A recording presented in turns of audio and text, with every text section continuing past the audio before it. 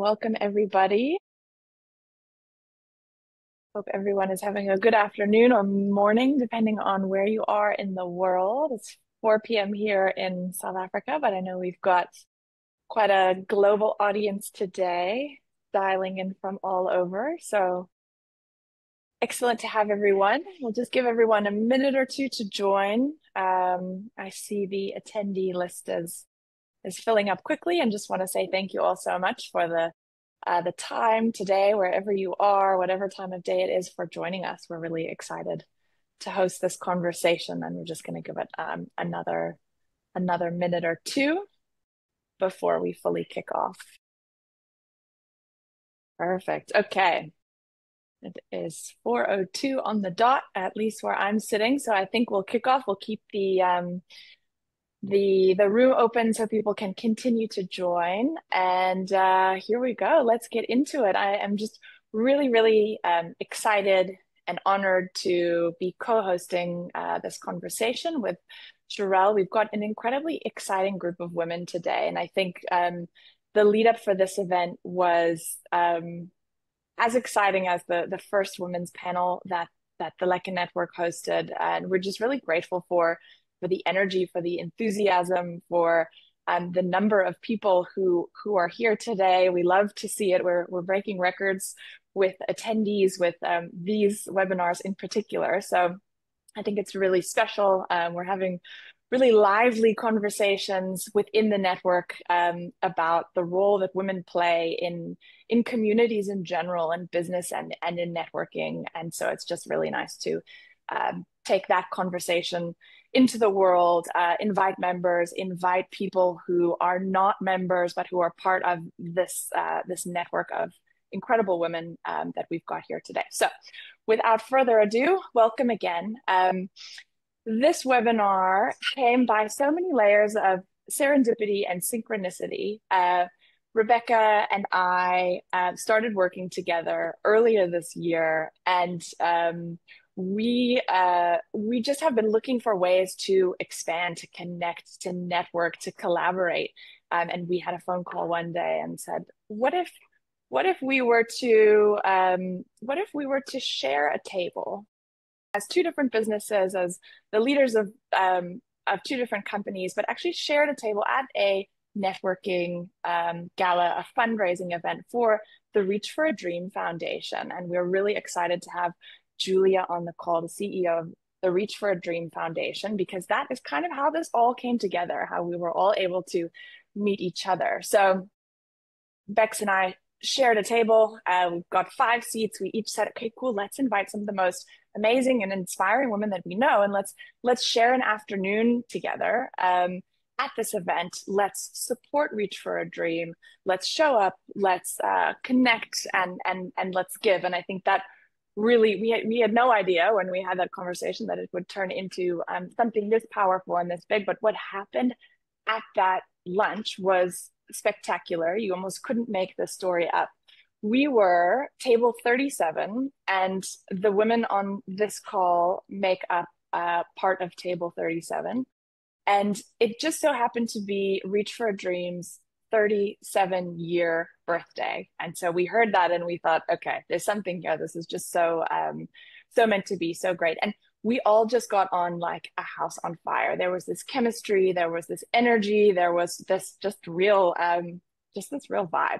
And as we continued to get to know each other and talk to each other, I think we kind of looked around and were a bit flabbergasted by how powerful the table was, how many women there, all of us, were just doing really incredible things. And so as we got to know each other that afternoon, we created a WhatsApp group. We were sharing photos, and the conversation just kept going. And we thought, what if we took this out of the WhatsApp group and had a chat and invited people to join us in that chat? So that is the not so short version of how we got here. And so I'm just really excited to host this conversation. Today, we will be talking about how female leaders create opportunities for one another, not just for the bottom line, not just for profit, but really looking at measuring success through lives changed, through communities strengthened, and through impact felt. So We have a phenomenal group. I will get into introductions in a minute, but first I just want to hand over to my lovely co-host Sherelle, who is the chapter head of the Lekker Network, the Gauteng chapter head. Sherelle, over to you. Thank you, Madeline, and a very warm welcome to wherever you're joining us from around the world today. If you joined our first roundtable back in August, I did mention that we want to make this table bigger, and we've done exactly that. We have a phenomenal group of women that's going to be discussing with us today. And before Madeline introduces you to them, we just want to extend apologies from Simon, Tandy, and Kelly, who unfortunately won't be able to make this discussion today. However, I think we are all able to empathize that life happens to everybody.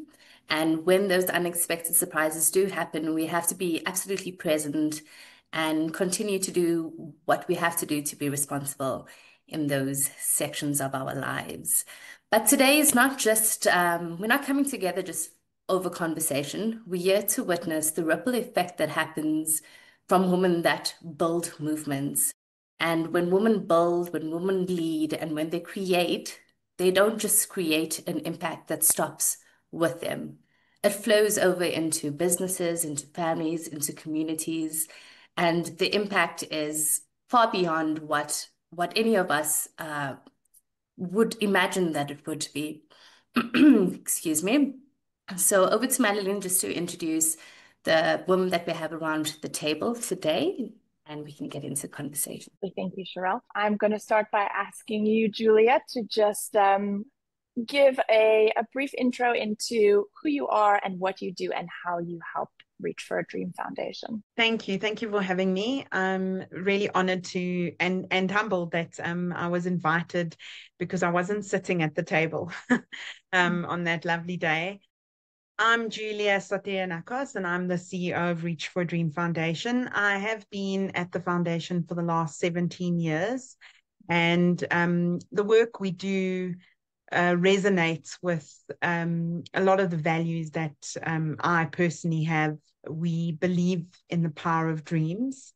And when we work with sick children across the country, we have a very simple methodology. We believe that if we fulfill a sick child's dream and that child's dream sees that their dream can become a reality, then we believe that if they believe they can get better, they do get better. So we have seen remarkable stories around how children have lived beyond their illness and have gone on to become just incredible human beings.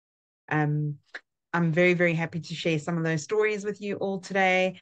That's really just me in a nutshell. Amazing. Thank you so much, Julia. Looking forward to unpacking some of those and hearing about the ongoing changes that you've been a part of helping create. So lovely. Thank you.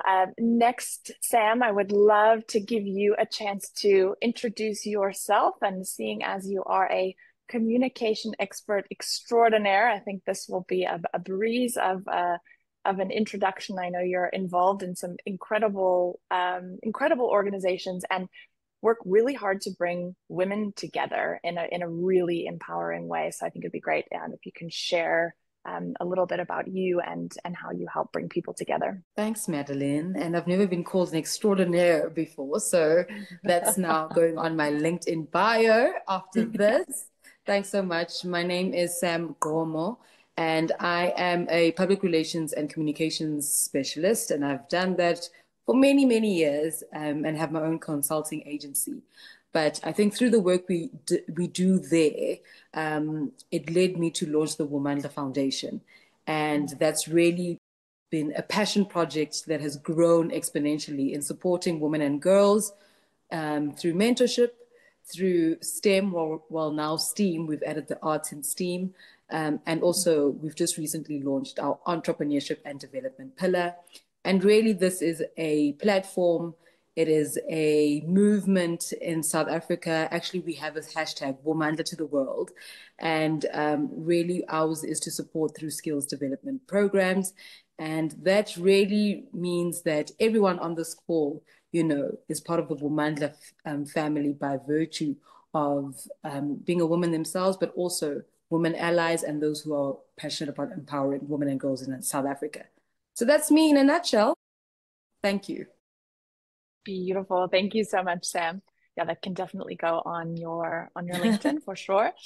And I think speaking of taking ideas and concepts and turning those into reality, I would love, Kubashi, for you to introduce yourself and what you do. I know it's thematically tied to that with the work that you do, and I think it'd be great if you can intro yourself to the audience. Thanks so much. Thank you so much, Madeleine. And also thank you to the Lekker Network for allowing us this opportunity to come and speak speak our truth by the end of it. So I've got a company called Kango Sauce, which I started in 2020. I work with local designers to create beautiful custom-made furniture. I've done work with plenty of international brands. And I'm very passionate about giving back. So when I do well, I always try to give back to the community. And I feel that furniture plays such an important role in not only in how the space looks, but in just also in community building, because I've been working with a local community assisting project in order to give back to schools. So this is what my passion lies in, just giving back where I can when I do well. Amazing. Amazing. Thank you. So excited to have you here. And Rebecca, knowing what I know about you and your entrepreneurial journey, having been involved in a couple of different phenomenal ventures, and now really focusing on supporting other businesses and making sure that they can operate in the absolute best, most efficient way possible. I think there's a lot of alignment there. You're creating these teams that really help businesses in a massively impactful way. So it would be great if you can introduce yourself as well. Sure. Thank you so much, Madeleine. And you actually referred to me as Bex, which was great. So I formally say Rebecca, but once we've met, it's definitely Bex. And yeah, it's been a wonderful and interesting, colorful entrepreneurial journey. And in all honesty, this is the first year, my business coaches have said, Rebecca, focus, focus, focus. But I had, fingers in multiple pies, also did consulting in order to bootstrap the businesses. But it's been such a wonderful year of focus on a business called Salemate, which plays on the word soulmate.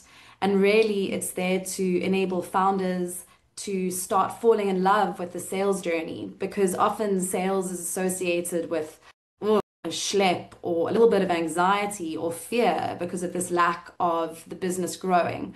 And so Salemate kind of comes in as the growth partner to just, let's not take life so seriously, right? We need to do it. It's consistent, the discipline of it every day. But how can we start storytelling and shift from this scarcity mentality to this abundance, so that ultimately we can grow as founders, we can grow our teams, that can then have the ripple effect of actually impacting the community. And maybe one thing I will say, maybe a lesson that I learned in one of my other business ventures. I had a cleaning company for 3.5 years, and I started the cleaning company for the intention to help by training domestic workers and by trying to give people, some of the most vulnerable people in our country, access to work. And I realized that by building a business from it and trying to turn it into a profitable venture, those lines got quite blurred. And so I was able to step out of it from a shareholder perspective and really kind of give back to the same business. I'm proud to say that it's still going, and I've able to kind of shift that focus. And so a lesson for me in all of this was that there is a way to build your business to be successful, and then through the success is then to take that energy or whether that success and reinvest it.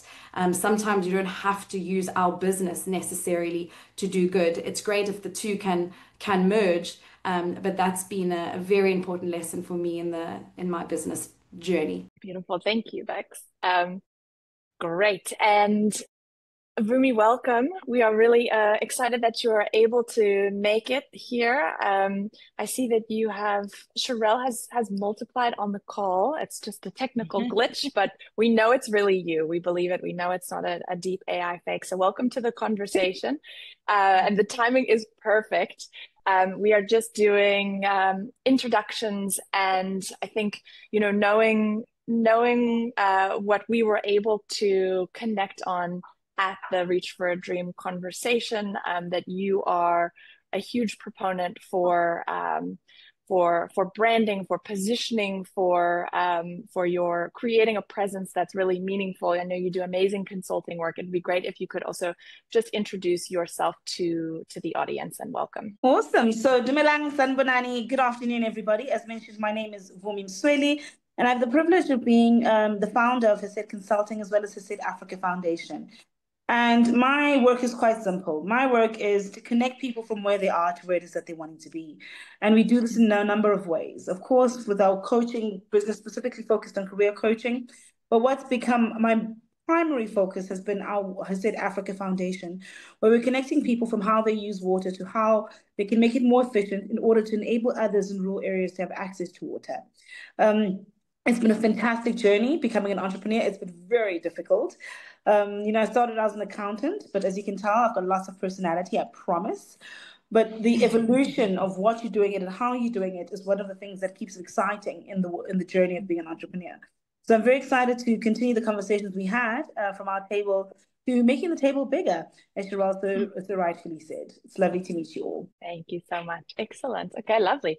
I'm going to kick off with our opening question, and I think whoever this really resonates with, please feel free to go for it. So, in thinking about the greater impact and that we are all part of this collective, just looking to understand what doors opened for you, because you were a part of a community and not operating in isolation. I think it's really important and notable that very little happens alone. Oftentimes the magic happens when we are working with others, collaborating with others. So it would be great to get some anecdotes and answers to what doors were opened for you because of community, because of the network, because of other women or other people. So, I'm a big proponent of the concept of the Bantu concept of Muntu Muntu Ngabantu. There are very few things that happen in isolation. So I think for me, one of my first big doors opening from a sense of community was my book club. I was recently back in South Africa, I had not found a job yet, and I went to book club, and it's been about 3 months, and I sat across the table from a friend, Nancy, and I said, "You will not believe this, I've not had a job." And she said, "What do you mean you're sitting at home?" And literally a phone call got made. I had an interview by Monday. I was hired by the end of the week. So that was the first time my community really raised themselves to have a direct impact on my career. The second for me has been being intentional about being in women-led spaces. So I'm probably part of lots of female groups. I'm part of the Yes Connective International Women's Forum. And I'm really intentional also about ensuring that my community does not only reflect me, but is diverse. Because often we have the concept that, no, I need women only to assist me. But I found that we need allies as well. So my community expanded to ensure that it's diverse. I'm a Zulu girl from the small little township, but I make sure that I've got friends who are different nationalities, different ethnicities, have different backgrounds. I studied accounting. A lot of my friends did art and law.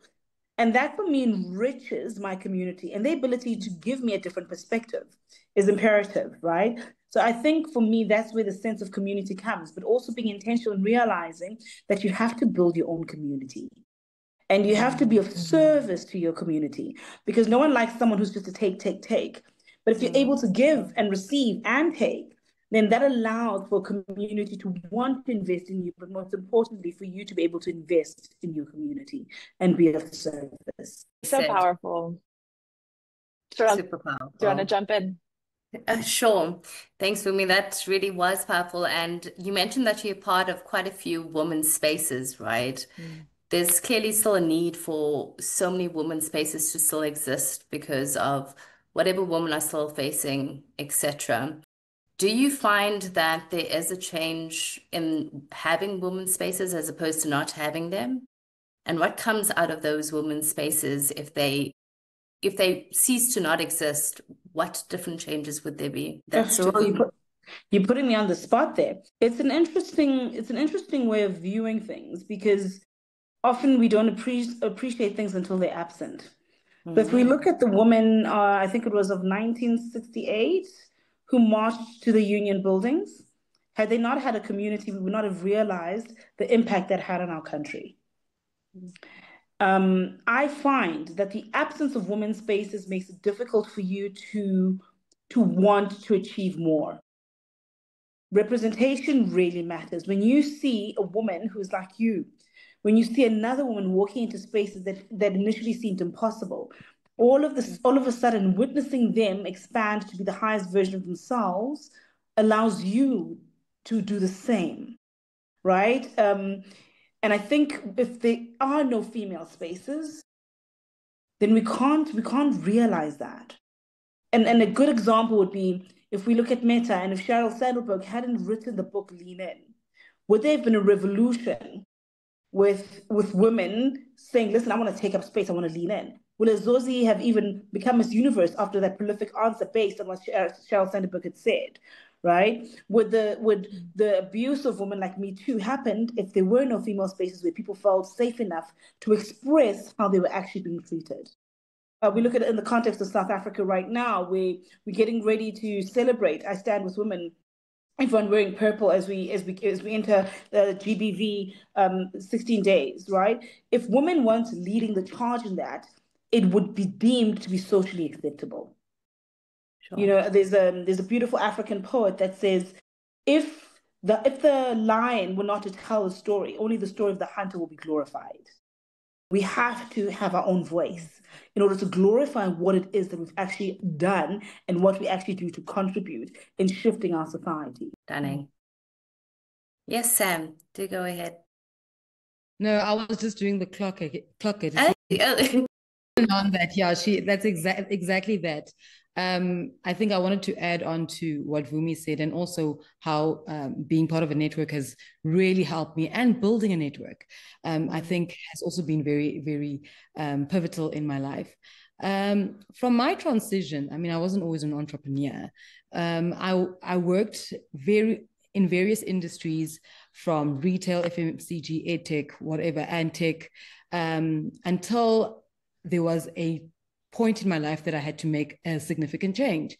And when I made that bold decision to leave my then employer, I wasn't quite sure what I was going to do, but I knew that I had to do it. Nonetheless, I resigned and really believed that it was a sign from God, because it couldn't be anything else, that when I opened my laptop to my personal email, the very first email that had popped up is me being accepted into a US embassy program for the first cohort for women entrepreneurs, whatever, South Africa. I mean, I was like, okay, this is definitely a sign. On the same day I resigned, okay. And after that full-on program with the US embassy, the very first, I would say, opportunity we received as a business was through the WhatsApp community. So as much as sometimes I need a digital detox, as we all do, that WhatsApp community changed my life, because the very first client I had was the British government. Like, what chances would I have, having had just left a job, undergone a program, and then that's the kind of first client that you have. Do you know what I mean? So I think community, and that was also a women's program, just by the way, and there are many that are coming up now, and many that Womantle Foundation as well is also now creating. It's because I know that was my personal story, and now I just want to open that door and make sure that other women that come after me, younger than myself as well, in our cohorts nationwide, can also have the same opportunities presented to them, and not by us, by very other women who might just share that opportunity that could change their lives. And in fact, Lean In is also one of them too, another community that I've joined, and they were in the oil and gas. I've got nothing to do with oil and gas. I have absolutely no knowledge, but being part of that network again opened greater doors, because PR and communications, you can really use those skills anywhere. And since then, we've had many other business opportunities and partnership opportunities. So where women are, I'm right behind that. When I say Womandla to the world, I absolutely mean it. And I'm absolutely in agreement with what Wumi has said as well. There's such power in network, such power in network. And also when that network leads with the how can I help you, and you take up those opportunities. I just want to pose a question to Julia. Julia, your event was goosebumpy. There are very few things that move me close to tears, very, very few. And I recall a moment where I had to just leave the table and walk outside because it was so overwhelming. The change that you are making in the lives of kids. And I'm not saying making change in lives, you are saving lives, and that's such a massive difference. Just a question. Where have you seen your impact multiply in ways that you never thought or expected it to multiply? Yeah, I think that's a very good question, because I also sometimes can't believe how South Africans rally together. We recently moved into new office space, and I mean, everyone just joined hands, from the paint to the furniture to the carpet. But let me go back to your question around the children and the impact. The work we do is very, very emotional. It's not about someone's got to do it, but we have to be resilient. So surrounding yourself with these incredible nurses and doctors in the government hospitals. If you've walked into a government hospital, you'll know that it's not pretty. It's reality. I always say to people, I live in the real world every day. But when we go into those hospitals and into the children's wards, those incredible nurses and women that keep those wards functional and keep those children safe and healthy, is where the ripple begins, because it's not just reach for a dream in those wards. It's the nurses, it's the doctors, it's the gogos, it's the mothers. I always look into those hospitals, and I said it also on the day. It's the mom who's been sleeping on that lazy boy chair, but she's also done other things before she got to the hospital. She had to take care of the other children at home, make sure everything's okay at home before she gets to her sick child. And I think that, we may start that ripple, but I think it's everyone who carries it along. I think the work that we do is very rewarding, and it's very memorable. When we fulfill a child's dream, the child and the family remember it. We create a memory, and it's locked in forever, as you would have a memory. And for us, that's where the ripple effect begins. We hope that the family will talk about that day and share the story. And it's very rare that I will find a person who hasn't heard about Reach for a Dream or hasn't been touched by the work we've done. I ordered some flowers the other day from a flower shop, and she had seen my signature, and she said, "You made my child's dreams come true. Please, I'm not going to charge you for these flowers. Just please, I'm going to deliver them to you." It's that generosity that's the ripple effect for Reach for a Dream. It's a blessing that just keeps on giving and giving and giving. Because the people that work for us, most of them are women, are the most incredible, authentic, genuine people who really, really want to ensure that every child gets their dream. And I think that shared purpose is what makes us so strong. Even just that gave me goosebumps again. Fantastic. Madeline, do you have a question? Thank you, Julia. Yeah, I think I do just want to circle back to that first question. Bex, I noticed you, I think, had your hand up, tied to, the impact of being part of a community and not operating in isolation. Can imagine with the businesses that you started and worked through, that would be a huge part of it. But yeah, I just wanted to see if you had anything to add to that from your perspective. Thank you. I mean, as as Vumi was speaking, I'm sure all of us had these sparks, and that's exactly what happened. So thank you, Vumi, for just volunteering to go first and really opening the conversation. And something that I wanted to just add from the back of what Vumi said and the question that was posed around, what is the value of a female-only network? Yeah, I think to kind of look at the other side of things is that women in some ways have also been put to compete against each other in certain spaces and in a very like male dominated space. I have a background in law. I also went through the big corporates. I did my articles at one of the big five. They took their pound of flesh. And I remember the first kind of feedback session that I got. And then he said, in order to be here, you have to be a bulldog with red lipstick. And that was the feedback that I got. Needless to say, I left after my articles. But I think often we're seen to say, well, if we're going to succeed and if we're going to play the game in this man's world, then we have to be a certain way and operate the business from our masculine energy. And I have been guilty, and I'll just put it out there. I've been guilty at a networking event and not actually taking the time to speak to all the women in the room. And so when we don't create these female-only spaces where we have this opportunity to actually lean into the things that are powerful about being a female entrepreneur, being honest about the vulnerability that I show in front of my team, admitting that I've cried in front of my team, and actually realizing that there's strengths to our feminine leadership.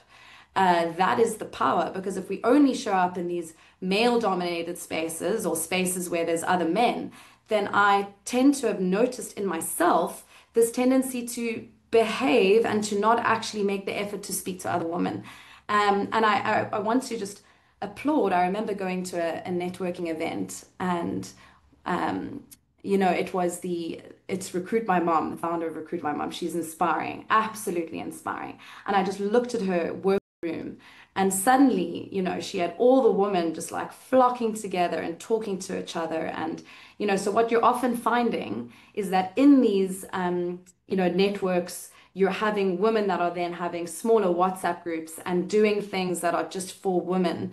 Because again, there's certain things in business that we have to talk about, that often cannot be spoken about in spaces where both men and women exist. So I think, again, that was a reminder for me to be able to share that space and lean into that feminine energy. And, one of my very first mentors, Sam, I'm sorry, I'm telling the story. One of my very first mentors, her name is Leslie, and she is fantastic. She started a charity called Amaze Balls, and does various other things for the community. Also a very successful entrepreneur who then decided to dedicate, her life to mentorship, and really helping other women. And the truth is, she mentored me for free. I look back at this and I'm like, why she did this for me? And we'd go and have walks on the prom. And I'm so grateful for those foundational years that someone just gave me a listening ear. And I look back, and now this is me getting even emotional on a call. She gave me all this time that she didn't have to do. And it even today has this ripple effect, because I now called her like 7 years later in my journey, and I said, Les, I'm hosting this Reach for a Dream breakfast. Who are the people that you love and you find inspiring in Joburg? I'm from Cape Town. I don't know many people. And she sent me Sam's number, and she's like, invite this woman to this breakfast. And Sam and I have hit it off, and it all goes back to that foundational like coach Leslie that just gave her time to me for absolutely nothing. And I'm just so grateful for those key people in your life, that we don't even realize until we think back and see, whoa, what a pivotal moment that was in my career. Thanks, Bex. I think, if that isn't the ripple effect in action, I don't know what is. There are these people, these moments, these acts of generosity, of time. I think so much of it comes down to time and energy and effort that are the most memorable gifts that we receive. So yeah, it's really got a couple of those myself of women who have introduced me to other women and said, you have to chat to them. And you have these incredible, generous conversations just through, through the electrical charges and serendipity. And I think it's really inspiring and powerful. Vashni, it'd be great to hear from you. I see you've got your hand up. Would love to know your thoughts. Oh, you're on mute. I just want to touch on the ripple effect, which I've seen happen. So I did a partnership recently with the Community Assisting Schools. It's two amazing ladies from Johannesburg, and what they actually do is they offer feeding schemes.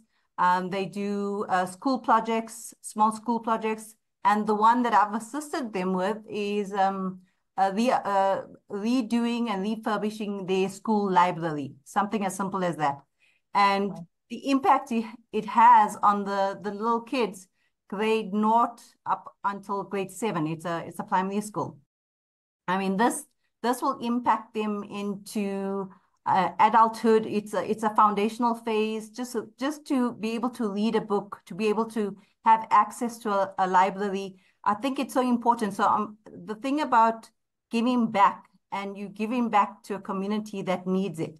So I was very privileged to be able to work with them, and it's just that is the ripple effect, because it stems from them being able to go to school, to be able to have a meal, to be able to read, something that we take for granted. And I think it's important that we always, as I said, when I always like to pay it forward. So if I'm doing well, I want to make sure that anyone within my circle is also doing well. So as women, I think that's part of being a woman. That's generally how we see it. Yeah, I agree. I definitely think there's something to that. I think so much of the experience of being a woman is just being a human, really, not just for women, but is knowledge share and experience share. And I know that that's something that women can be very generous with each other about. We've just heard a couple of examples of that. But I think also it does tie into our future selves and our past selves. And I think, a question that I would love to put to everybody is, if the younger version of yourself could see where you are today, what you've done, the things you've accomplished, the people that you've had conversations with, what would she say? And maybe I think the reverse of that is, what would you say to her, knowing now what you know, knowing everything that you've experienced, if you were to pass on a bit of generosity and information to your younger self before she realized everything that was going to happen, what would you say? I love that question. I know we all have an answer to that. Who'd like to go, Sam? How did you know? We had to reflect on this question on Sunday, actually. So it's crazy that this question's coming up again. And I think the answer I came up with was that how it starts is not how it ends. And the journey in between is up to you. And often, and I can, reflect even from an entrepreneurial journey to any other vocational exploits that I've taken, how it starts is not how it ends. It's always daunting when you start anything new. Walking into rooms where you have to network, in some instances, whether you have personality or not, it can be daunting too. You have real feelings and butterflies, etc., etc. But really, the journey in between is what your intention is. It's really where your heart is as well. I really believe in passion being a good driver to whatever, the outcome of a situation can be. And it also speaks to the longevity. If you want to see a great finish, if it takes you 10 years, you will do it. If it takes you 10 minutes, you will do it. If it takes you 10 months, you will do it if your passion leads you there. And of course, I think when you see the impact of the work that you do, or whatever you put your heart and your mind and your soul and everything into, how it starts really isn't how it ends. And I think that's the beauty of the journey of life, of business, of work, of friendship, of anything. And it's really, really up to you what you put into it. Beautifully said. Yeah. I think that can also just be such a relief to hear. if I think about my younger self, that it's ever evolving, it's constantly changing. Nothing is certain, nothing is guaranteed. Everything is going to continue to mold and adapt. There's almost relief in that knowing that this decision, this one tiny micro decision that I make, it's going to be flooded by a whole bunch of other decisions, and the current's going to go in the way that it will. So I think that's also really, yeah, an important thing to remember. Bex, I think it would be great to get a sense from you of, if you were to give your younger self a piece of advice, or, if they were to look at the impact that you've made today, what do you think that younger version of you would say, knowing that you've had quite a transformative career and experience as well? I've got to admit, this question has really stumped me. And it's such a powerful question, and unlike Sam, I didn't have time to think about it on Sunday. And wow, it's and I think to really answer that, and I really resonate, Sam, with that being said, because if I look back at my young self, I had such a clear direction: study hard, get into university, get into the corporate five, because that determines my success as a lawyer. And then, shit happened, life happened. And things happen that you can't always control. And there's an element of being able to adapt and be resilient to the things that are external, but really having the spaciousness to listen and not just be swayed by the external and just be reactively responding to it, but to be in a position to have the spaciousness in one's life to really listen to what's happening within. And I'm lucky enough to have taken a full year and a half off, between university and when I started my articles. And if I didn't have that, I would probably still be in that rat race, defining my success by an external story that was told to me, from school to university. And I think that I would tell myself to, we have time, right? You can start a business at 40 and it can go well. There is no race to the finish.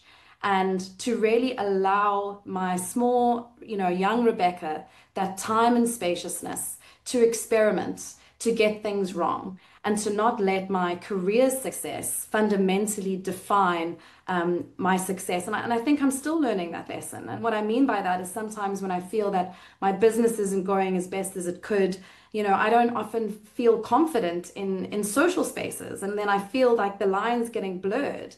And it's really to just have that time to develop hobbies, to develop interests and friends and a social life and a full and rich life, so that this career doesn't actually define the Rebecca that exists outside of that.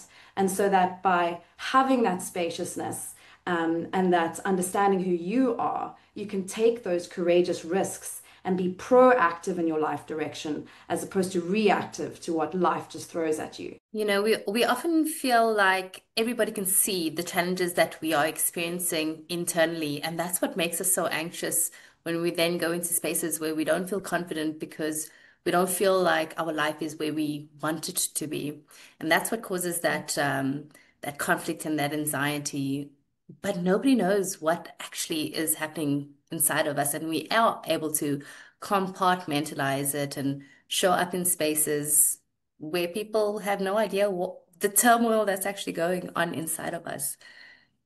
Vumi, I do have a question for you. You break invisible ceilings for African professionals. Has there ever been a part of your journey that had a frustration in it that you became a bit passionate to make easier for other women or other individual in general? That's actually the premise with which my entire business was built from a coaching perspective. Because I remember walking into a boardroom in the UK and I was completely overwhelmed, and imposter syndrome hit me hard. and I was the only African in the room, and they didn't get the nuances of my frame of reference. And I thought they must, and then they said, get a coach. And I was like, oh, okay, fantastic. She's going to help me. And I was like, she had no idea where I was coming from. And I was like, I need a coach who understands the internal conversation I'm having. A coach who, when I say this and this is what I feel like, is not like, oh, I can imagine. She's actually been there. So she's got experiential knowledge. A coach who looks like me. I wanted someone who had my experience to resonate from a place not just of sympathy, but of empathy, real experiential empathy. And that's the basis with which I built my business. So yeah, I guess that's how Hasid Consulting initially got built. But I just want to answer your last question because I thought it was so fascinating. It had me thinking for a while. I think if my younger self were to see me now, she would say, "Oh my goodness, we became the man we wanted to marry." Yeah, that's what she would say. Amazing. Anyway, yeah, that's my answer. Amazing. That is so powerful and strong and yeah, self-fulfilling. I love that so much. Oh, such powerful answers. I think I just want to take a moment because the Q&A, the comment section is just going off on the side of my computer. So I just want to give you guys a bit of context for the amazing feedback that we're having. From Michelle, we've got Sam, your story is super inspiring with 3 exclamation marks. So I know that's really resonating. We will also be sharing the recording for those who have to sign off. That's not an issue at all. And yeah, just for those who are saying they can't see other people within the chat, we can see comments, we can see questions.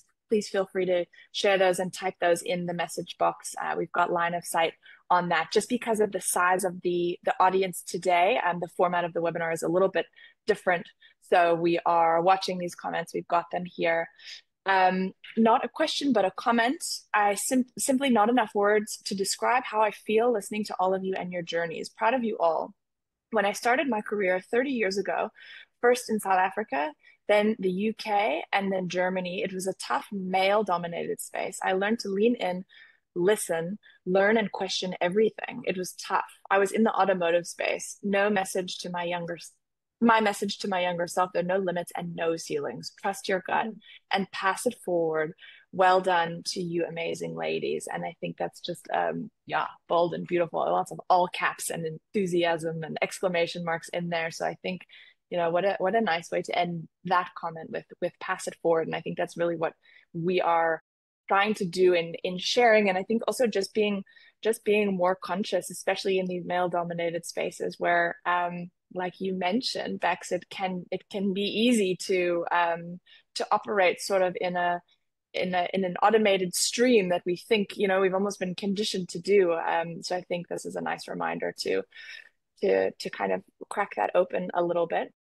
Another comment from Michelle: Rebecca, as someone that left a professional career to build a business, I absolutely resonate with your message to your younger self. That is lovely. Oh, I see we've got many more coming in, which is just making me smile. From Linda The Reddy, next one is quite nice. Yeah, I think we can pause here and try to tackle this one. From Linda Reddy, the session is so good. What do we women what should we women do more of to raise each other in corporate spaces? Oh, I just love this question. A tough question, a good question. I'll pause here. We'll keep going with the questions a little bit later, but I think this is a nice place just to open it up for raising each other up in corporate spaces. I would also extend that to not corporate spaces. I know corporate is a particularly challenging one where the expectations are clear and consistent throughout. But I think, yeah, I would love to get a couple of different perspectives on that. How can we raise each other up in corporate spaces? Rebecca, Sam, Vumi, I think we all mentioned that we come from corporate backgrounds. Woman on woman bullying in the corporate space is so real, right? What can we actually do to avoid that?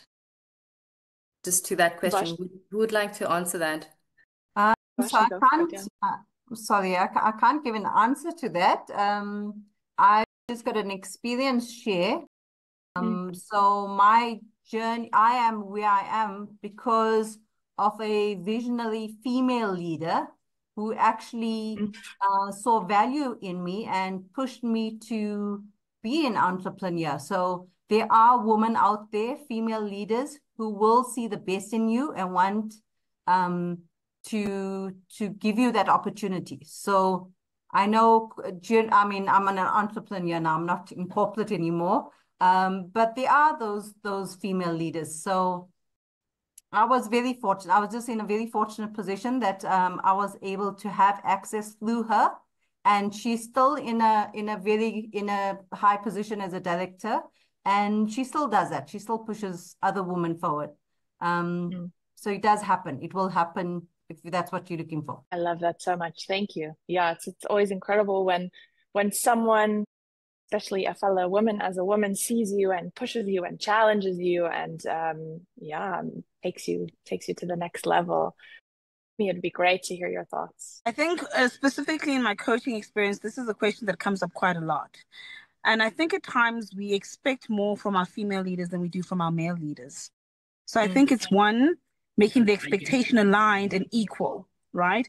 The moment you see another woman, you're like, you're a woman, you need to represent me. That's not always the case. And I think often when we see woman on woman violence, as I call it, in corporate, is she is there to teach you a lesson, and you can choose. It can either be hard or it can be easy. One of the women who absolutely transformed my life and how I showed up was the absolute worst boss I've ever had. But every night when I'd get home and the tears running down my face, I would write down everything she did. And all she did was teach me what not to do. And by doing the antithesis, I became a better leader.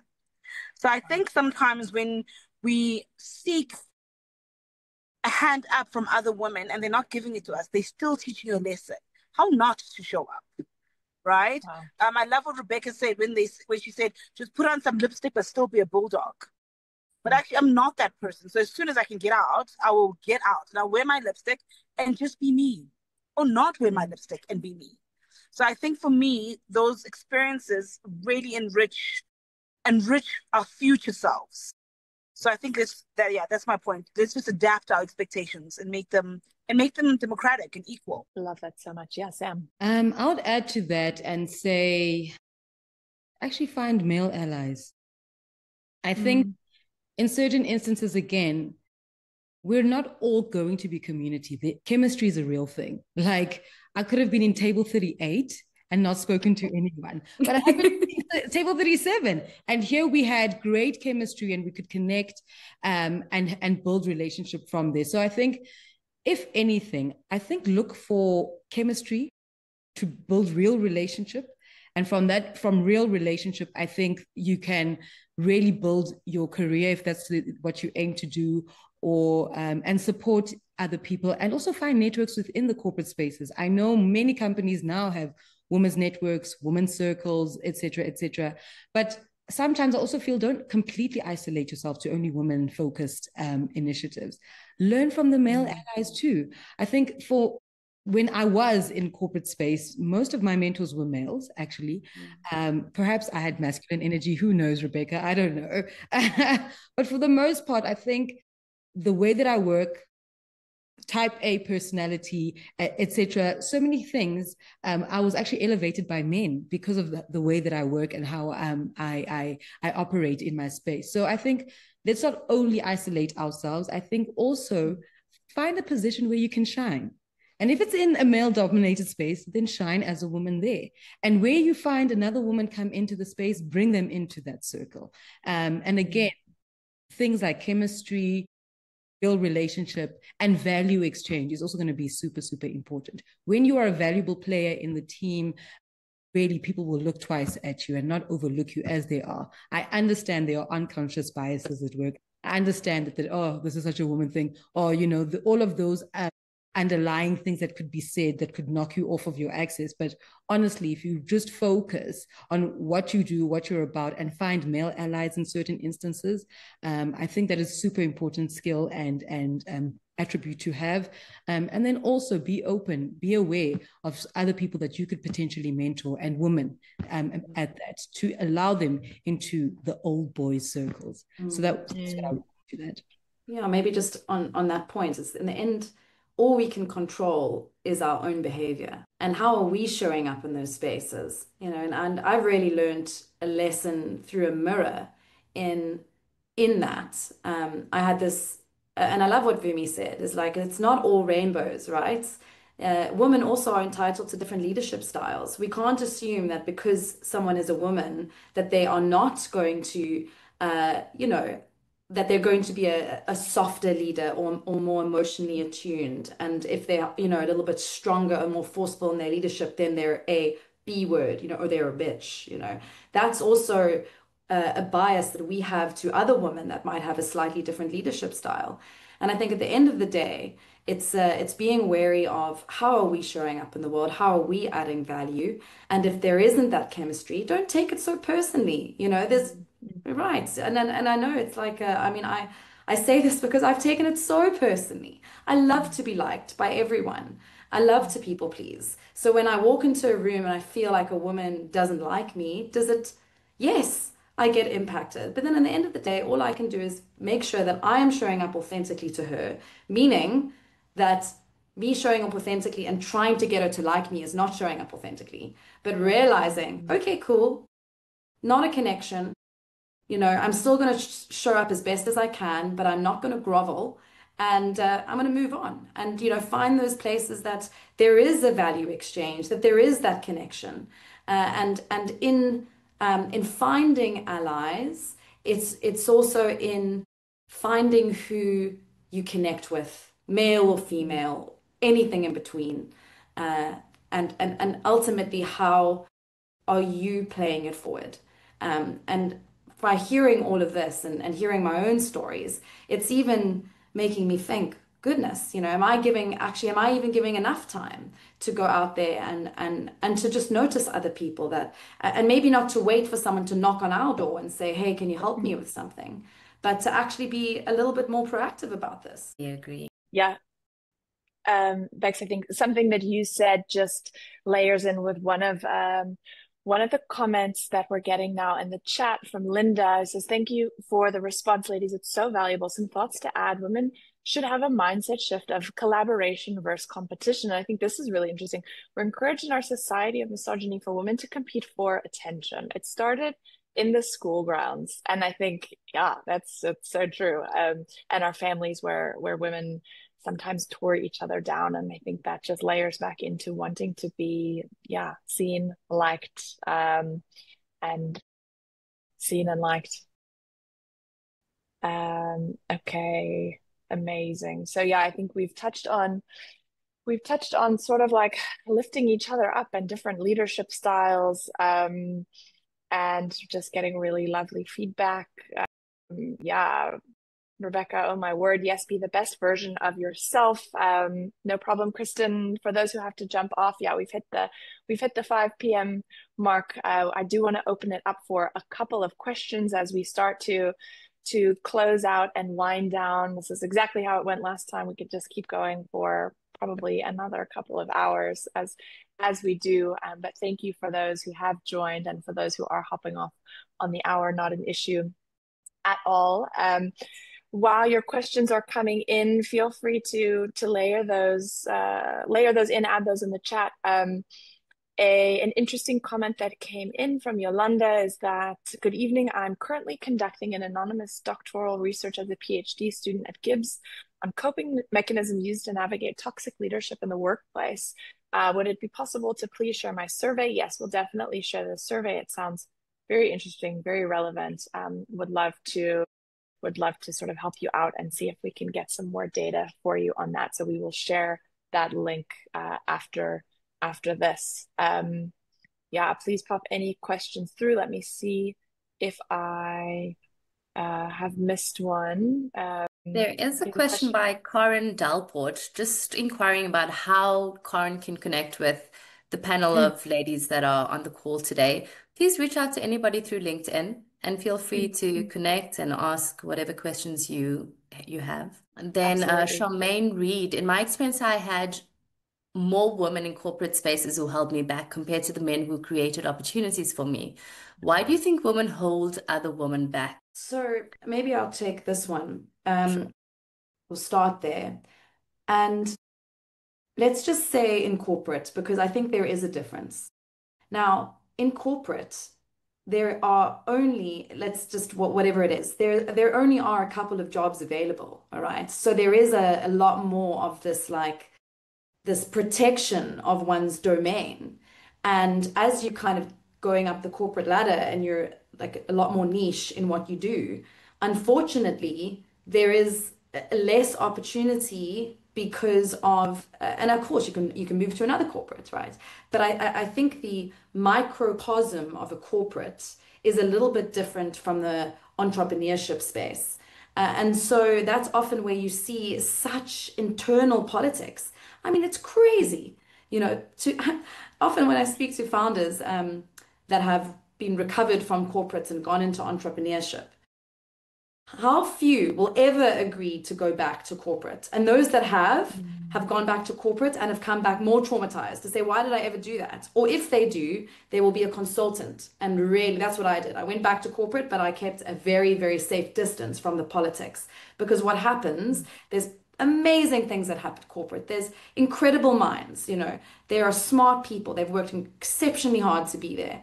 But because it becomes a mini world and microcosm, it's like Animal Farm that plays out. And there is this competitiveness because there is more at stake and there's less opportunity in that space. So I think I do want to acknowledge the scarcity mindset of protecting what is my own because I have, maybe I can only go into that position at another corporate. So there isn't that mindset of, okay, well, this doesn't work out. I'll open that business, right? Okay, that business was an absolute failure, but I'm going to figure out how to make money. If not, I'll wait for 5 years. Who cares? And so, unfortunately, when you have your blinkers on and you're so specialized, I think there is a difference. I think we'll just spend 5 more minutes because it's 5:05. Julia, do you have anything you'd like to say in regards to how people give back and the ripples that come from that?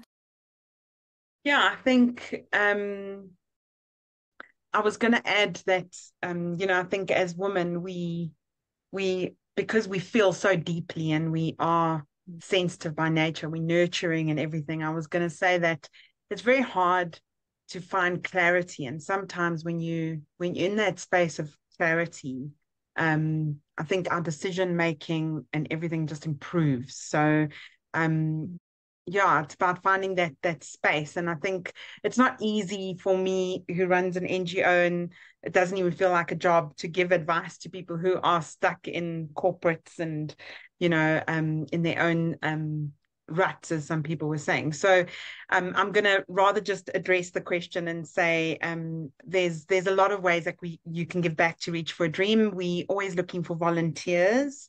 We're always looking for, and we're across the country. So Bex, there's a space for you in Cape Town if you ever want to go to our dream rooms. We're across the country.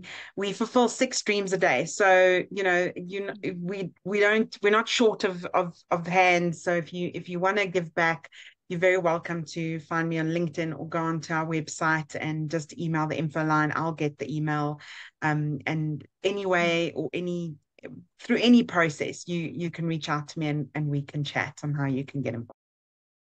Thank you. Stunning. I think we're going to leave it there, Madeline.